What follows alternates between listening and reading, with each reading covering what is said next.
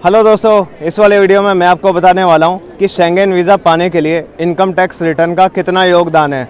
क्या ये बहुत इंपॉर्टेंट है या बिल्कुल भी नहीं है, और कौन सा वो डॉक्यूमेंट है जो सबसे ज़्यादा इंपॉर्टेंट मानता हूं, जिससे वाकई में फ़र्क पड़ता है। देखो, मैं शेंगेन वीज़ा डॉक्यूमेंटेशन का काम करता हूं। सैकड़ों लोगों के वीज़ा पिछले 1 साल में मैंने कराए हैं।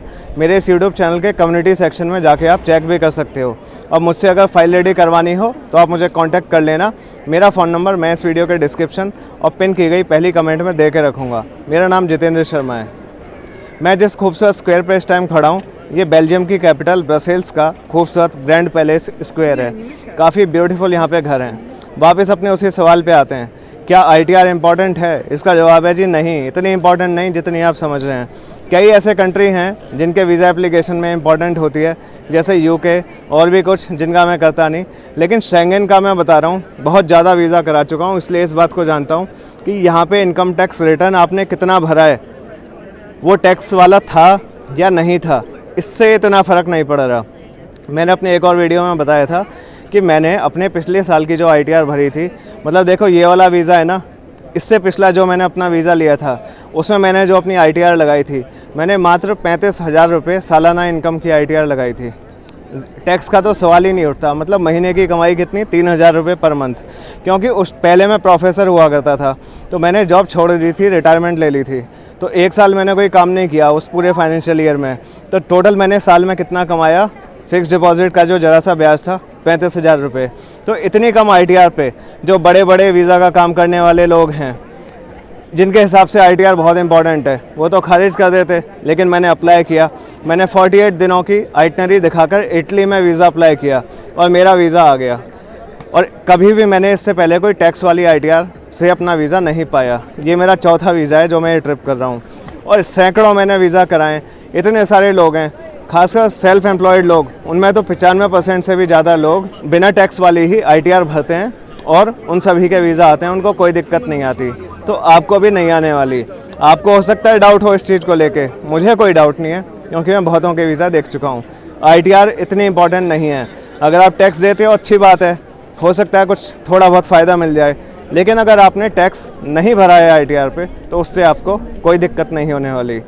तो सवाल उठता है फिर फ़र्क किससे पड़ता है? ट्रैवल हिस्ट्री से भी फ़र्क नहीं पड़ता। मेरी नज़र में 2 चीज़ें बहुत ज़्यादा इंपॉर्टेंट हैं। एक तो आपकी ट्रैवल आइटनरी बहुत अच्छी होनी चाहिए।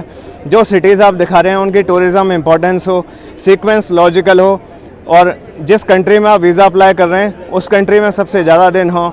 और जो बहुत इंपॉर्टेंट डॉक्यूमेंट मानता हूँ पैसों से जुड़ा हुआ, वो है आपकी बैंक स्टेटमेंट। कुछ कंट्री 3 महीने की स्टेटमेंट मांगते हैं, तो कुछ कंट्री 6 महीने की स्टेटमेंट मांगते हैं। तो अगर आप सेल्फ एम्प्लॉयड हैं तो उस स्टेटमेंट में ये दिखना चाहिए कि आपके अकाउंट में रेगुलर अच्छी खासी इनकम आ रही है, अलग अलग खातों से, अलग अलग बैंक अकाउंट से ऑर्गेनिकली। ये नहीं कि अपने वही जानकारी के 4 आदमी पकड़ रखे हैं, उन्हीं से ही बार बार डलवाए जा रहे हो। ऑर्गेनिकली अलग अलग कस्टमर बहुत सारे, वो रेगुलर आपके अकाउंट में पैसे भेज रहे हैं, और टोटल इनकम मंथली और सालाना वो सब आपकी अच्छी बैठ रही है। तब ऐसी स्टेटमेंट से आपको वीज़ा पाने में सहायता मिलती है। और अगर आप जॉब कर रहे हैं तो जो आपकी सैलरी है, सैलरी कितनी, देखो आने को 22,000 सैलरी पे भी वीज़ा मैंने कराया है। लेकिन इन लो सैलरीज़ को एक्सेप्शन की तरह ही लें। 40,000 से ऊपर सैलरी को मैं डिसेंट मानता हूँ।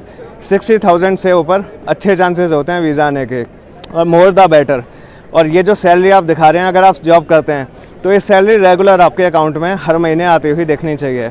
ऐसा नहीं कि सैलरी स्लिप तो बनवा ली, NOC भी बनवा लिया, और वो सैलरी या तो कैश में आती है या अकाउंट में आती हुई दिख ही नहीं रही है। तो ऐसे नहीं चलेगा।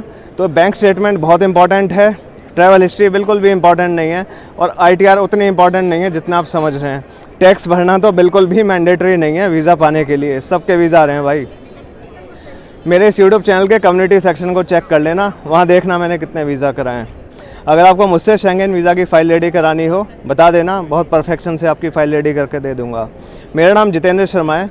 मेरा फ़ोन नंबर मैं इस वीडियो के डिस्क्रिप्शन और पिन की गई पहली कमेंट में दे के रखूँगा। Thanks for watching this video till the and.